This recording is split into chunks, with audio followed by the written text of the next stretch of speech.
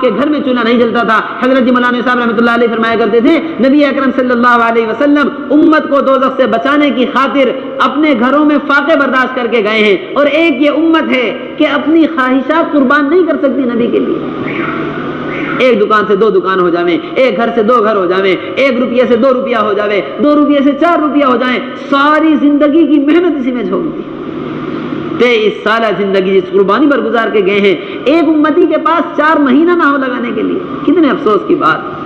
اسی لیے حضرت جی مولانا الیاس صاحب رحمۃ اللہ علیہ فرمایا کرتے تھے کہ میرا دل نہیں چاہتا کہ کوئی کلمہ لا الہ الا اللہ محمد الرسول اللہ کہنے والا، کوئی کلمے والا بغیر دنیا سے 4 ماہ لگائے ہوئے چلا جائے۔ کم از کم اللہ کے نبی صلی اللہ علیہ وسلم کو دکھلانے کے لیے اے اللہ کہ تیرے کمزور تھے مگر تیرے دین کی محنت کی خاطر 4 مہینے لے کر آئے۔ کیا لے کر آئے؟ 4 مہینے لے کر آئے۔ کم از کم 4 مہینے تو اللہ کے پاس لے جانے کے لیے ہمارے پاس۔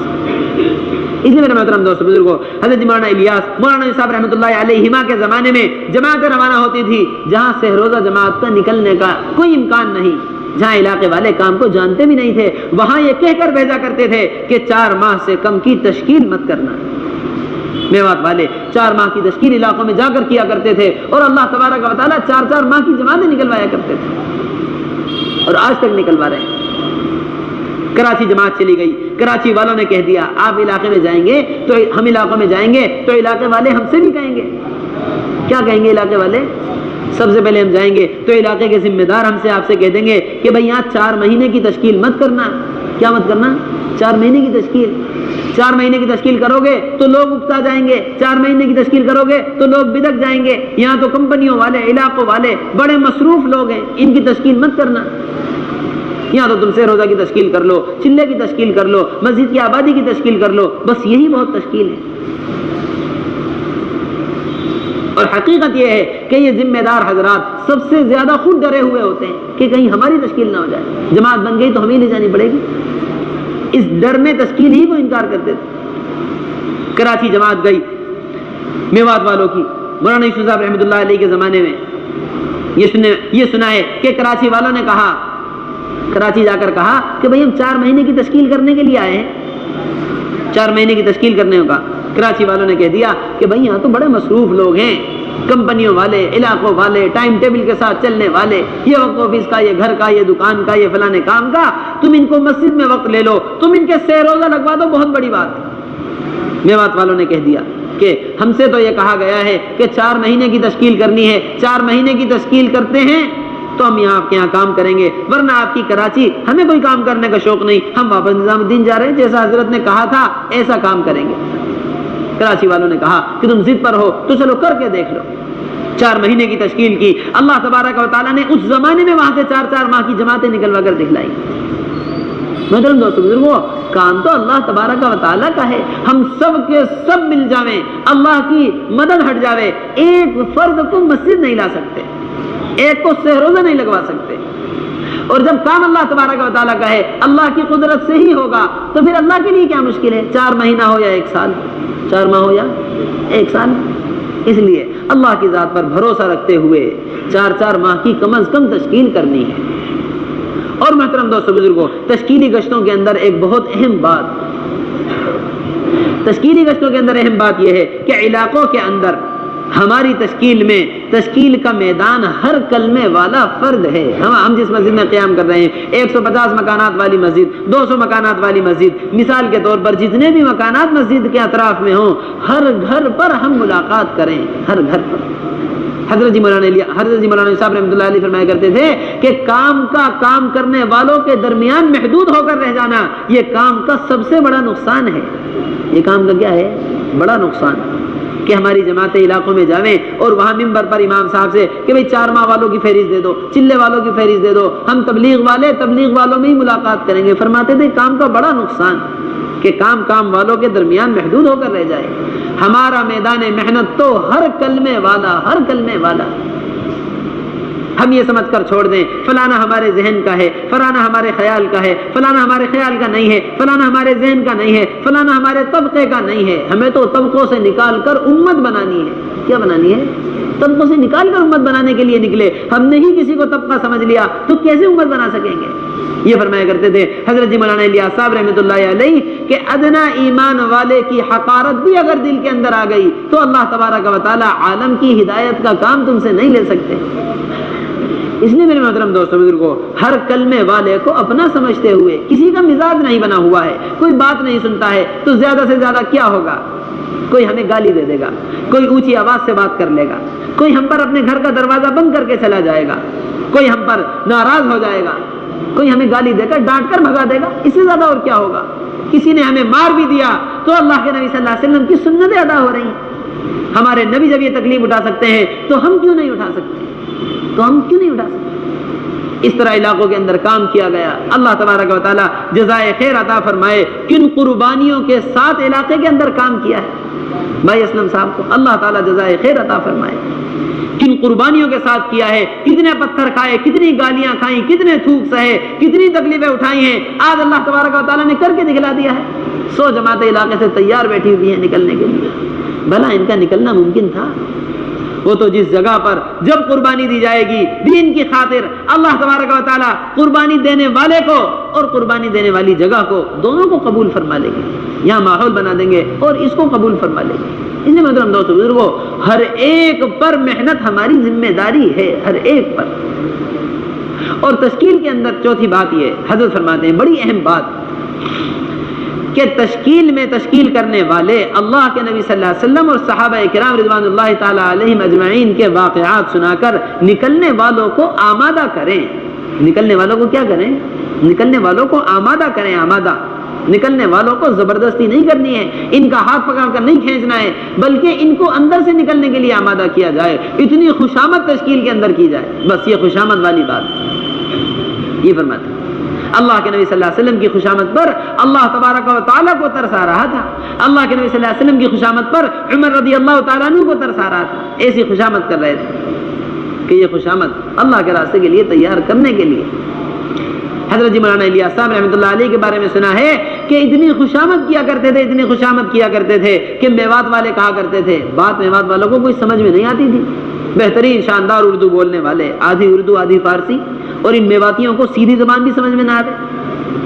ایسے میواتی لوگ، آپ کی بات ان کو کوئی سمجھ میں نہیں آتی تھی، بلکہ یہ کہا کرتے تھے کہ ہم تو اللہ کے راستے میں اس لیے نکل رہے ہیں کہ کہیں یہ بڈھا مر نہ جائے، کہیں یہ بڈھا کیا نہ ہو جائے، ہاں کہیں یہ بڈھا دعوت دیتے دیتے مر نہ جائے، اس لیے ہم اللہ کے راستے میں نکل رہے ہیں.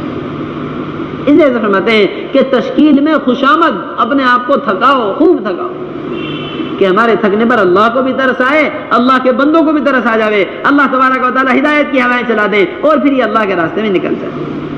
اتنی خوشامد کرنی ہے.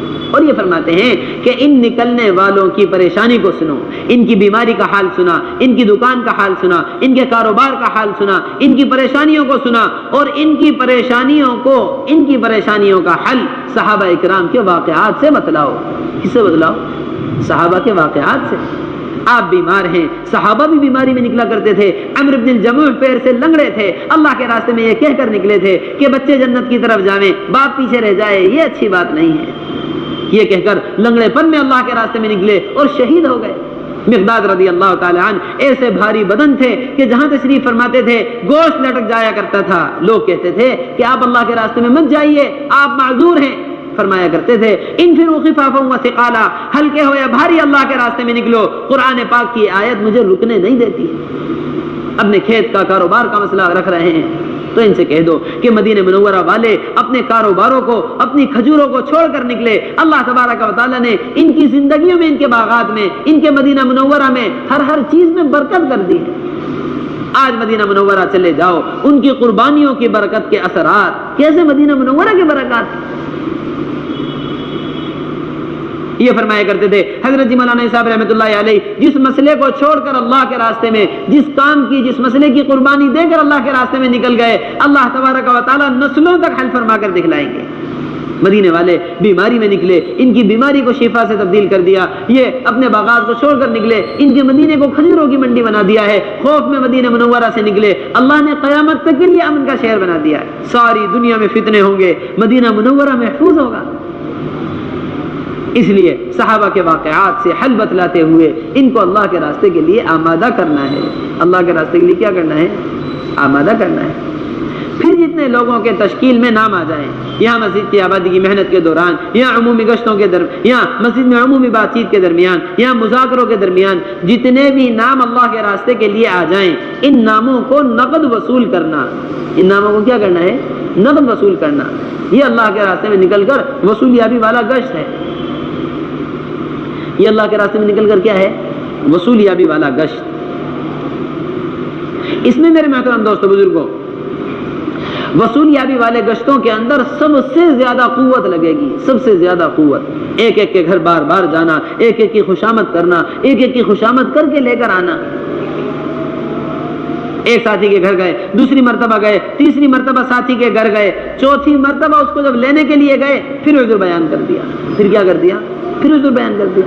3 مرتبہ، چوتھی مرتبہ کے بعد 5ویں مرتبہ گئے، پتہ چلا گھر سے غائب ہو گئے. ایسی تکالیف ان وصولیابی والے گشتوں میں بار بار ایک ایک کا گھر کا چکر. ہماری کوشش یہ ہوتی ہے کہ بس 1-2 چکر میں تیار ہو جائے. کیا ہو جائے؟ ایک چکر میں تیار. جبکہ حقیقت یہ ہے کہ بار بار چکر لگانے پر ہی اللہ کے راستے کے لیے تیار ہوتا ہے.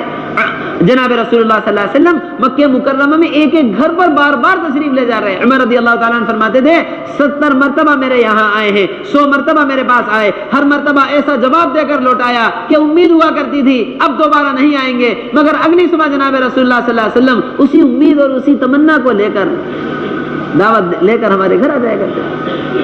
70 مرتبہ، 100 مرتبہ ایک ایک گھر کے چکر جناب رسول اللہ صلی اللہ علیہ وسلم نے لگائے. اس طرح میرے محترم دوستو بزرگوں، ان کو ہر ممکن کوشش وصول کر کے لانا ہے. وصولیابی کے اندر سب سے اہم بات یہ بتلاتے ہیں کہ اللہ کے راستے کے لیے تشکیل کی تو اب اس نقد تشکیل کو نقد وصول کر لو. حضرت جی مولانا الیاس صاحب رحمۃ اللہ علیہ کی یہی ترتیب تھی. میوات تشریف لے جایا کرتے تھے، صبح سے شام تک محنت کی، شام کو جو تیار ہوئے ان کو نقد وصول کیا، اللہ کے راستے کی روانگی ہدایات ان کو دی اور ان کو نقد اللہ کے راستے کے لیے روانہ کر دیا. اس لیے کہ محترم دوستو بزرگوں، ابھی جناب رسول اللہ صلی اللہ علیہ وسلم کے واقعات سنائے ہیں، ابھی صحابہ کی قربانیاں بتلائی ہیں. اب ایک جذبہ دل کے اندر پیدا ہو گیا. کیا پیدا ہو گیا؟ ایک جذبہ دل میں پیدا ہو گیا.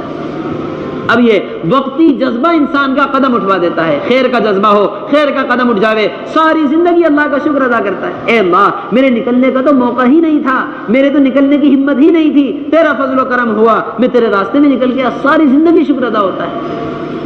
1-4 مہینے پر زندگی بدل گئی. اپنے نکلنے والا دن یاد رکھتے ہیں کہ کس طرح نکلے تھے. اور خدا نہ کرے برا جذبہ کسی میں پیدا ہو جاوے، برا جذبہ برا کام کروا دے. اللہ سب کی حفاظت فرمائے. ساری زندگی جب بھی یاد آتا ہے تبھی غم ہوتا ہے.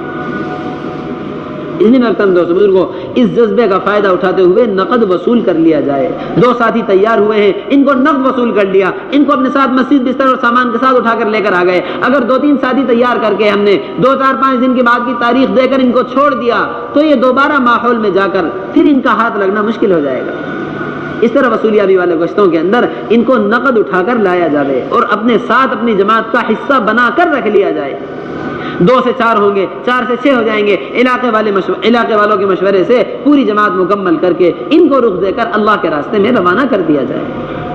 اور ان کو اللہ کے راستے میں روانہ کرنے سے پہلے جس طرح روانگی ہدایات ہم سن کر جا رہے ہیں اور اپنے علاقے کے ذمہ داروں سے روانگی ہدایات سنتے رہیں گے، اسی طرح ان کو روانگی اور ہدایات دے کر پھر اللہ کے راستے میں روانہ کرنا ہے کہ بھائی اللہ کے راستے میں نکل کر کیا کرنا ہے. یہی ساری بات ہے. اس طرح سے وصولیابی والا گشت ایک ایک کو وصول کر کے تیار کر کے لے کر آ جانا، یہ اللہ کے راستے کے گشت. اور 5واں گشت یہ فرماتے ہیں کہ اللہ کے راستے میں نکل کر تعلیمی گشت. صبح کو منتخب احادیث اور شام کو فضائل اعمال، دونوں وقتوں کی تعلیم کے ساتھ تعلیمی گشت کیے جائیں گے. ساری جماعت بیٹھی ہوئی ہے، 2-2 ساتھیوں کو تھوڑے تھوڑے وقت کے لیے گشت میں بھیجا جائے کہ سارے ساتھی تعلیم سے بھی گزر جائیں اور سارے ساتھی گشت والی محنت میں بھی لگ جائیں. 2 ساتھی باہر جائیں گے، وہ باہر سے تعلیم کے لیے تشکیل کر کے ساتھیوں کو کہ مسجد میں اللہ کے نبی صلی اللہ علیہ وسلم کی حدیثیں سنائی جا رہی ہیں، تعلیم کے لیے باہر سے اٹھا کر لے کر آئیں گے. یہ ہمارے 5 گشت اللہ کے راستے میں نکل کر، عمومی گشت، خصوصی گشت، تشکیلی گشت، وصولیابی والا گشت اور تعلیمی گشت، اور اس کے بعد مسجد کی آبادی کی محنت. محترم دوستو بزرگوں، جتنے بھی گشت اللہ کے راستے میں نکل کر ہمارے ہیں ہمارے حضرت فرماتے ہیں کہ ہمارے سارے گشت، ساری ملاقاتیں برائے مسجد ہیں، ہمارے گشت برائے گشت نہیں ہیں، ہماری ملاقاتیں برائے ملاقات نہیں ہیں، ہمارے گشت اور ہماری ملاقاتیں برائے مسجد ہیں۔ کیسے ہیں؟ برائے مسجد، اس لیے کہ یہ فرمایا جاتا ہے کہ گشت کرنے والے کی کیفیت غوطہ خور کی طرح ہوتی ہے۔ کس کی طرح ہوتی ہے؟ غوطہ خور، کہ ڈوبنے والے کو پانی سے نکالنے والا۔ اب غوطہ خور کی کیفیت کیسی ہوتی ہے؟ ڈوبنے والے کا ہاتھ لگا تو ہاتھ سے پکڑ کر نکال لیتا ہے، بال ہاتھ لگے تو بال سے پکڑ لیا، جو حصہ جسم کا ہاتھ لگ جاتا ہے اس سے پکڑ کر باہر نکال لیتا ہے، کہ وہ ایک پریشانی اور ایک مصیبت میں ہے، اس کو نکالنا ہے باہر۔ یا ہم نے کوئی ایسا سمجھدار غوطہ خور دیکھا ہو جو پانی میں اتر کر ڈوبنے والے ہی سے بات کر رہا ہو، کیا کر رہا ہو؟ بھائی آپ کیسے ڈوب گئے؟ جب آپ کو پتا تھا کہ تیرنا نہیں آتا اور ڈوبنے کی زحمت ہو سکتی ہے تو آپ پانی میں اترے ہی کیوں تھے؟ مطلب یہ بات ڈوبنے والے کو سمجھ میں آئے گی؟ سب سے پہلے اس کو پانی سے نکال کر باہر لایا جائے گا، اس کے اندر کا پانی باہر نکالا جائے گا، جب ہوش میں آ جائے گا تب جا کر بات سمجھ میں آئے گی۔ بعینہ ہی اسی طرح حضرت فرماتے ہیں کہ ایک بدبو کے ماحول میں رہنے والے کے اندر سے بدبو کا احساس ختم ہو جاتا ہے، اسی طرح منکرات کے ماحول میں رہنے والا ہے کہ اس کے اندر سے منکرات کا احساس ختم ہو گیا ہے۔ سب سے پہلے اس کا ماحول تبدیل کیا جائے تاکہ اس کو اپنے اس ماحول کی گندگی کا احساس ہو، تب جا کر مسجد میں لا کر بٹھائیں گے، تب جا کر بات سمجھ میں آئے گی۔ کنتم خیر امۃ اخرجت للناس، ابو ہریرہ رضی اللہ تعالیٰ عنہ امام المحدثین فرماتے ہیں کہ تم خیر امت اس وقت تک ہو نہیں سکتے جب تک تم منکرات کے ماحول میں پڑے ہوئے لوگوں کو اٹھا کر ان کا ماحول تبدیل کر کے معروفات کے ماحول میں نہ لے آؤ۔ بخوشی آ جائیں تو بخوشی لے آؤ، بخوشی نہ آویں تو ان کے گلوں میں زنجیریں ڈال کر جب تک تم کھینچ کر ان کو معروفات کے ماحول میں نہ لے آؤ اس وقت تک تم خیر امت ہو نہیں سکتے۔ کتنی واضح بات ہے۔ اس لیے میرے محترم دوستو بزرگوں، بازار کا ماحول، چائے کے اڈوں کا ماحول، غفلت گاہوں کا ماحول، یہ منکرات کا ماحول، اس سے اٹھا کر مسجد میں لے کر آنا ہے۔ اس سے اٹھا کر کہاں لانا ہے؟ مسجد میں۔ جناب رسول اللہ صلی اللہ علیہ وسلم نے کتنے فضائل امت کو مسجد کے سکھلائے ہیں، کتنے فضائل بتلائے، قرآن اور حدیث مسجد کے فضائل سے بھرا ہوا ہے کہ ایک مسجد کی طرف قدم اٹھانے والا دین کی بات کو سیکھنے سکھلانے کے لیے اللہ تبارک و تعالیٰ کامل حج کا اجر و ثواب عطا فرماتے ہیں۔ رات کے اندھیرے میں آنے والا کامل روشنی کی، کامل نور کی اللہ تبارک و تعالیٰ قیامت کے دن کامل نور کا وعدہ فرما رہے ہیں۔ دین کی بات کو سیکھنے سکھلانے، رات کے اندھیرے میں چل کر آنے اور دن اور شام کو صبح شام مسجد آنے والا، اللہ اس کے میزبان ہوتے ہیں اور یہ اللہ کا مہمان ہوتا ہے۔ اللہ فرما رہے ہیں کہ میزبان پر آنے والے مہمان کی ذمہ داری ہے۔ من اتانی ماشیا اتیتہ ہرولۃ، اللہ فرما رہے ہیں جو میری طرف چل کر آئے میں اس کی طرف دوڑ کر آتا ہوں۔ مسجد میں داخل ہونے والا اللہ کی رحمت اس طرح گلے لگاتی ہے جس طرح بچھڑا ہوا دوست کو گلے لگاتا ہے۔ اسی لیے حضرت مولانا الیاس صاحب رحمۃ اللہ علیہ فرمایا کرتے تھے کہ جس شخص کا قدم تم نے مسجد کی طرف اٹھوا دیا اس کو اللہ کی رحمت کے حوالے کر دیا ہے۔ اس کو کیا کر دیا؟ اللہ کی رحمت کے حوالے۔ گناہوں سے چور، حالات سے پریشان، گھر کی نا اتفاقیاں، گھر کے جھگڑے، کیسی پریشانی اور مصیبتوں میں امت مبتلا ہے۔ اللہ کی رحمت کی کتنی محتاج ہے، اللہ کی رحمت کی کتنی محتاج۔ پھر بھی یہ کہتے ہیں کہ مسجد لانا کوئی ضروری نہیں۔ بتلاؤ اللہ کی رحمت کی محتاجگی کس کو نہیں ہے؟ اس لیے میرے محترم دوستو بزرگوں، مسجد میں اٹھا کر لے کر آنا، ایک قدم اللہ کے گھر کی طرف اٹھوا دیا، اللہ کی رحمت کے حوالے کر دیا، اللہ کی رحمت کی طرف دوڑ کر آ گئی، گھر میں مسجد میں داخل ہو گیا تو اللہ کی رحمت نے اس طرح گلے سے لگا لیا جس طرح بچھڑا ہوا دوست کو لگاتا ہے۔ اس طرح ہر ایک کو ہر گشت کے دوران مسجد میں لے کر آنا۔ ابو ہریرہ رضی اللہ تعالی عنہ بازار والوں پر گشت کر رہے ہیں اور یہ فرما رہے ہیں ما اعجزکم یا اہل السوق، کس چیز نے تمہیں عاجز کر دیا ہے کہ مسجد میں جناب رسول اللہ صلی اللہ علیہ وسلم کی میراث تقسیم ہو رہی ہے، میراث بتلا کر مسجد کے حلقے کی طرف بازار والوں کو بھیج رہے تھے۔ کہاں بھیج رہے تھے؟ مسجد کے حلقے کی طرف۔ یہ حضرت فرماتے ہیں کہ مسجد میں اعمال قائم کرتے ہوئے باہر کی ملاقاتوں کے ذریعے ایمان والوں کو اٹھا کر مسجد میں لے کر آ جانا، یہ مسجد کی آبادی کی محنت ہے۔ یہ مسجد کی آبادی کی کیا ہے؟ محنت۔ یہاں عمل قائم کرتے ہوئے باہر کی ملاقاتوں کے ذریعے ایمان والوں کو مسجد میں اٹھا کر لے آنا، یہ مسجد کی آبادی کی محنت۔ باہر ملاقاتیں کرنے والوں کے بارے میں فرماتے ہیں کہ 3 قسم کی باہر جماعتیں بنا لو۔ کتنی قسم کی؟ یہ وہ سمجھنے کی بات ہے، آبادی کا عمل سب کرتے ہیں مگر سب مختلف طریقوں سے کر رہے ہیں۔ یہ فرماتے ہیں کہ باہر 3 قسم کی ملاقاتیں ہو جائیں. ایک جماعت وہ بنا دو جو باہر بازاروں میں، چائے کے اڈوں پر، کھیل کے میدانوں پر، جتنی بھی غفلت گاہوں میں مسلمان اس وقت مصروف ہے، سب سے اٹھا کر لے کر آئیں. یہ فرماتے ہیں سب سے پہلے ملنے والا مسلمان سب سے زیادہ حقدار ہے کہ اس کو اللہ کے گھر لایا جائے. اس طرح ایک ملاقات. اور دوسری ملاقات یہ فرماتے ہیں آبادی کے عمل کے دوران گھر گھر کی بھی ملاقات کر لی جائے. گھر گھر کی بھی ملاقات، ایک ایک دروازے پر گھر گھر سے لوگوں کو اللہ کے راستے کے لیے لانا.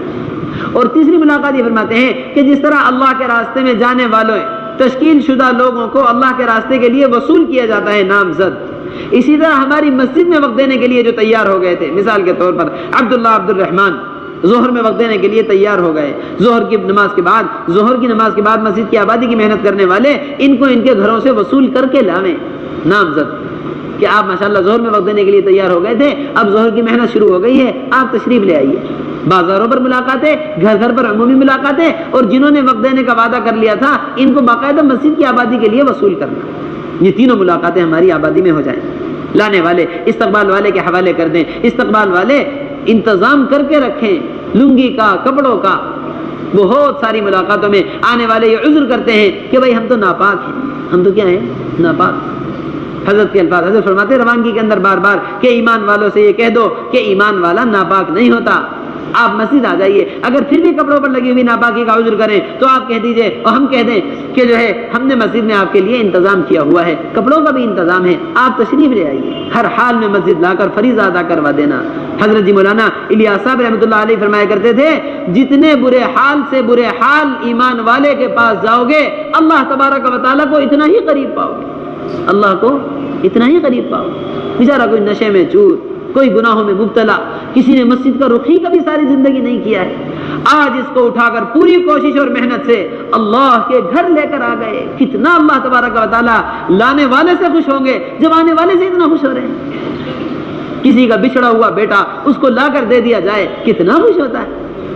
کوشش ہوگی کہ سارا مال اپنا اسی پر لٹا دوں. کیا لا دیا؟ میرا بچھڑا ہوا بیٹا مجھ کو لا دیا. ایک اللہ سے بھٹکا ہوا بندہ لا کر اللہ سے ملوا دیا. ملوانے والے کو کتنا اللہ کا قرب حاصل ہوگا. فرمایا کرتے تھے جتنے برے حال سے برے حال کے پاس جاؤ گے اتنا اللہ کو قریب پاؤ گے، اتنا اللہ کو قریب پاؤ گے. اس لیے محترم دوستو بزرگوں اس طرح سے مسجد میں اٹھا کر لے کر آنا. پھر یہاں استقبال والے ان کو نماز ادا کروا کر ناپاکی کی حالت میں آئے تو وضو اور لنگی اور سب چیزوں کا انتظام ہمارے ساتھ ہی رکھیں. ان کو کپڑے پہنا کر پاک صاف کروا کے یہاں نماز ادا کروا کر تعلیم میں بٹھوا دیں. اب تعلیم والے پورے چاق و چوبند ہوشیار ہو کر تعلیم کریں. آنے والا ساتھی کتنا وقت لے کر آ رہا ہے، اس کو تعلیم کے حلقے سے گزرواتے ہوئے ایمان کی اور دعوت کے حلقے میں بٹھانا ہے. یہاں تعلیم کرنے والے منتخب حدیث، فضائل اعمال دونوں کتابوں میں سے کسی بھی کتاب سے تعلیم کریں. کسی کتاب کی قید اور تعین نہیں ہے، مگر آنے والے کی ضرورت کے مطابق تعلیم ہو. موٹی موٹی حدیثیں پڑھ کر سنائی جائیں. اللہ کے راستے میں نکلنے کے لیے ترغیب دی جا رہی ہے تو اللہ کے راستے کے فضائل پڑھ لیے. نئے آنے والے ہیں تو ایمان کی اہمیت، ایمان کی حدیث، نماز کی حدیث اور علم کی حدیث پڑھی. اللہ کے راستے کے لیے ہر حدیث کے بعد ترغیب دے کر تیار بھی کرتے رہیں درمیان میں. اور پھر تعلیم کے حلقے میں آدھا وقت گزروا کر ایمان کے دعوت کے حلقے میں بٹھا دیں. ایمان و دعوت کے حلقے کے اندر رہنے والے اللہ کے راستے کی تشکیل کریں، روزانہ مسجد کی تشکیل کریں، اور جو ہے گھر میں 5 اعمال کے ساتھ تعلیم کی تشکیل کریں، بچوں کے قرآنی مکاتب کی تشکیل کریں. یہ چاروں تشکیل، ایک تشکیل اللہ کے راستے کی ہے اور اس کے ساتھ 3 تشکیلیں مقام پر محنت کی. ایسی تشکیلیں ہیں کہ ہمارے محلوں کے اندر رہنے والے یہی 3 طبقے ہیں. یہ تو محلے میں بالغ مرد ہیں یا عورتیں ہیں یا بچے ہیں. ایسی تشکیل ہو مرد سارے مسجد میں وقت دینے لگیں، عورتیں گھروں میں 5 اعمال کے ساتھ تعلیم شروع کر دیں اور اپنی ہفتے واری تعلیم سے بھی جڑ جائیں، اور ہمارے بچے مکتب میں داخل ہو جائیں، سارا محلہ دینی آبادی سے جڑ جائے. اس طرح یہ چاروں تشکیلیں ایمان کے حلقوں کے اندر. اب حضرت ہمارے فرما رہے ہیں کہ اپنی مسجد کی آبادی کی محنت کے دوران مقام پر بھی، خروج میں بھی یہاں دعوت اور ایمان کے حلقے کے ساتھ ساتھ سیکھنے سکھلانے کا بھی حلقہ لگایا جائے. جیسا اللہ کے راستے میں نکل کر دوپہر کی تعلیم کے بعد سیکھنے سکھلانے کا حلقہ لگتا ہے، اسی طرح سیکھنے سکھلانے کا حلقہ آبادی کی محنت کے دوران بھی ہو. کہ جب تک سیکھنا سکھلانا مسجد کی سطح پر نہیں آئے گا امت کی جہالت کا کوئی حل نہیں نکل سکتا. آج بھی ہماری مسجد میں 50% سے زائد بڑی احتیاط کے ساتھ نماز پڑھنے والے لوگ وہ ہیں جن کو دعائے قنوت ہی نہیں آتی ہے.